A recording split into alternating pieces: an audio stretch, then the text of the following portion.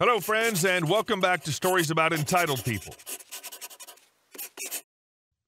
Our first story is such a holdover from old-timey management, where they gaslighted people into believing that coming into work sick and suffering is a badge of honor instead of pure stupidity.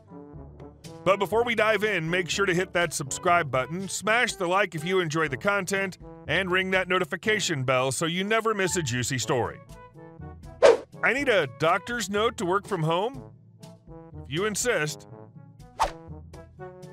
It's a tale as old as capitalism. My job, which to be fair, I freaking adore working at and am so grateful for and happy at, requires a doctor's note because I've been sick and working from home for 2 days. Now, I haven't just had a minor cold or flu. Several days ago, I came down with the worst cold flu symptoms you can imagine, and then things started going downhill from there. It got to the point where I have now been to the ER 2 days in a row because of tonsillitis and excruciating pain brought on by swallowing tiny sips of water. It's not great. And despite a whole battery of swabs and tests, the doctors don't know what the underlying bacteria or virus causing these symptoms is. Obviously, there's no way in hell I want to infect my coworkers with this plague, so I told HR that I would be working from home until I'm feeling better, since my job can be done 100% remotely. They hit me back with the ever-famous, if you need to work from home for more than 2 days in a week, you'll need a doctor's note since it's against policy. My first instinct was to just go into work looking, sounding, and feeling like death warmed up, but A, I don't want to infect my colleagues, and B, I legitimately believe that I would pass out on my walk to work and would have to be taken to the hospital yet again. Instead, I spoke to the ER doctor from earlier this evening, my second visit in as many days, and asked him how long he thought I should stay away from work/work from home, and then told him I needed a note so I could stay home. He had a brief flash of vaguely furious what the F across his face at the idea that my job would force someone as sick as I am to come back in and risk the health of those around me, then assured me he would write the note. I was thinking it would just be the basic OP should continue to work from home until the end of the week. Nah, bro came through for me. He wrote a note saying that I should be off work for, at minimum, another week, then added the piece de resistance as his last line, infectious disease requires more time than 2 days to improve. A doctor's note as an adult is the most insulting crap ever. It's just saying we don't believe you or trust you, but we'll believe and trust the arbitrary signature of a medical professional who we don't know and will never meet, but we need you to jump through a hoop to show you're serious. And our second story. Bully me at the bus stop? You can stop getting on the bus then. This happened well over 10 years ago, but every so often I remember it and smile because it's a nice memory to me, no matter how fuzzy the details are. A bit of backstory. I went to a school that was over 3.5 miles from my house since it was the only school with a gifted program.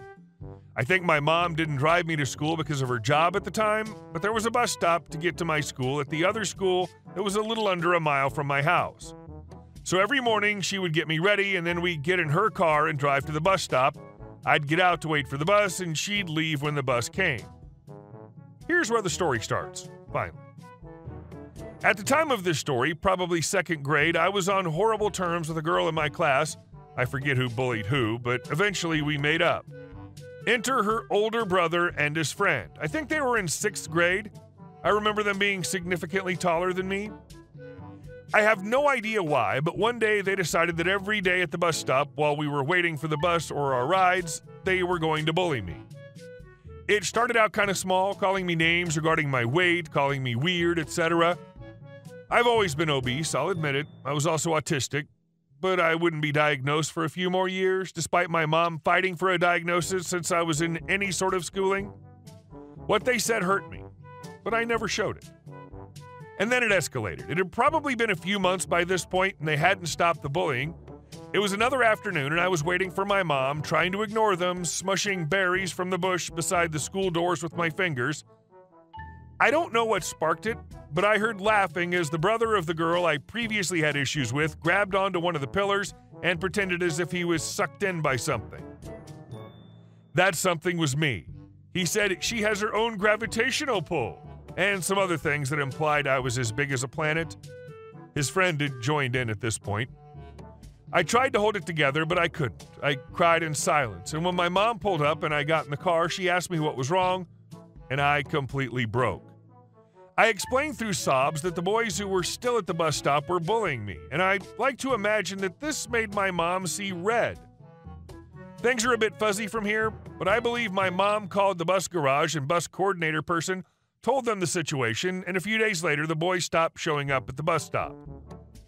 I forget who told me, but I found out that she managed to get them kicked off the bus for the rest of the year. From then on, I looked up to my mom more than I ever had before, and I felt so much closer to her. Sadly, she's not here to help me anymore, but now I can stand up for myself without her help. Rest in peace, Mom. Now that was a good mother. I'm sorry for your loss, but she was clearly an angel even then, and she was there for you, which was what mattered. It's always good to hear about bullies getting what they deserve. And our next story. The security prevented me from doing my job. I used to work as an entertainment lighting electrician and console programmer. One of my busiest times of year was working New York Fashion Week, both spring and fall. It was a lot of organized chaos, but I enjoyed my time there. The most important place backstage is the hair and makeup stations in the dressing rooms. Rows of tables with mirrors and lights with power for the hairstylists and makeup artists for things like blow dryers and curling irons and courtesy power for the models for phones and such. While we try to make sure that each station has at least 2 dedicated 20-amp circuits, invariably someone will come in and plug their equipment into the same power strip as the workstation next to them, and it'll trip a breaker. Now, runway shows are absolute chaos backstage. Models, hairdressers, makeup artists, production assistants, press, designers. It gets pretty crowded backstage. Security is understandably tight during this whole process, but guards don't actually come in until the day of the show. Because we're already in the space long before the show actually starts, I always try to introduce myself to the security guards so they know who I am. Usually wearing a radio and a tool belt is enough for most people to clue in who we are, and if that fails, the all-access pass or wristband seals in, but I always like to take the extra step and be prepared. So one fine show day, I get a frantic call on my radio from the lead production assistant, LPA. OP, there's no power at the hair and makeup stations. Now, if it's actually just one station that's out or all of them, it really doesn't make a difference. Even having one station out can be an emergency. So I start making my way over. On my way, I encounter LPA, who looks very relieved to see me and motions for me to follow. Backstage is packed to the gills, so she makes it to the dressing room entrance a little bit before I do. As I'm about to go in, I get stopped by security. Unfortunately, it's not the same guy that was at the dressing rooms before the show when I was introducing myself, so this guy doesn't know me. Security, models only backstage. Me, it's okay, I'm on the tech team. I show him my white wristband. Security, nice try. Gold wristbands only backstage. He grabs my arm and starts pulling me away from the dressing room entrance. Security, you need to go. Just then, I get another call on my radio. LPA. OP, where are you? I key my mic and respond, I'm being escorted out by security at the moment. Something is now finally clicked in Meatlug's head. Unfortunately for him, he was too slow to respond. LPA comes storming out of the dressing room. LPA, security, what the F are you doing? He works here. He's my electrician. Let him go. Security, but he doesn't have a gold wristband. LPA, gold is for dressing room only. White is for all access. Now let go of him. He let go of me, apologized, and I went about my business. I don't disparage the man for trying to do his job, but he probably should have been paying more attention when his boss was going over wristband colors for the day. And our last story. Tenant stole entire house. I bought my first rental house in October and started renting it out to a college student in late December. I felt good about renting to this student because his dad owns a building, moving company, and has plenty of money, so I didn't worry too much about potential damages or late rent.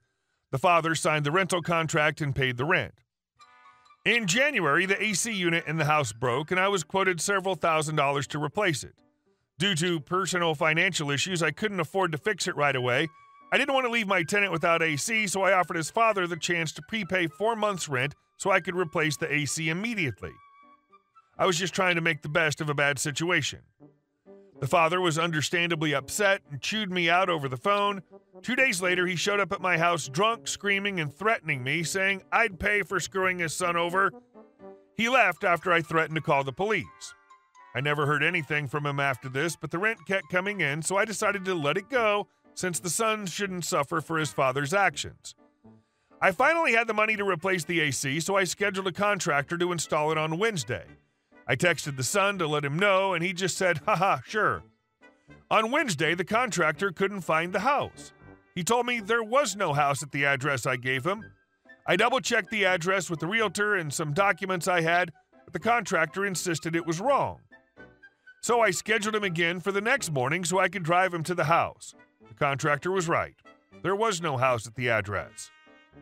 The father and son aren't responding to my calls or messages, but I've left voicemails. The neighbors confirmed that the house had indeed been taken by the father's moving company. The only reason I'm not freaking out completely is that I know the father has the money to pay for this monumental screw-up. Update. Realizing the gravity of the situation, I immediately consulted a real estate attorney to understand my legal options. Then I contacted the local police, who took my report and initiated an investigation.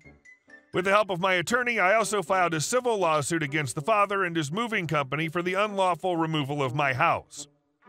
As the legal proceedings began, the story garnered local media attention, which put additional pressure on the father. Public scrutiny and the clear evidence of wrongdoing led to a swift legal process. The court ruled in my favor, ordering the father to pay for all damages, including the cost of relocating the house back to its original spot or compensating me for the full value of the property. The father, realizing the legal and financial consequences of his actions, opted to settle quickly.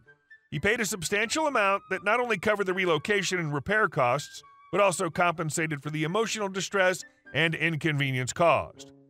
The settlement allowed me to restore the property and ensure it was in good condition for future tenants. Hey guys, thank you all for watching the video. I'll see you in the next one.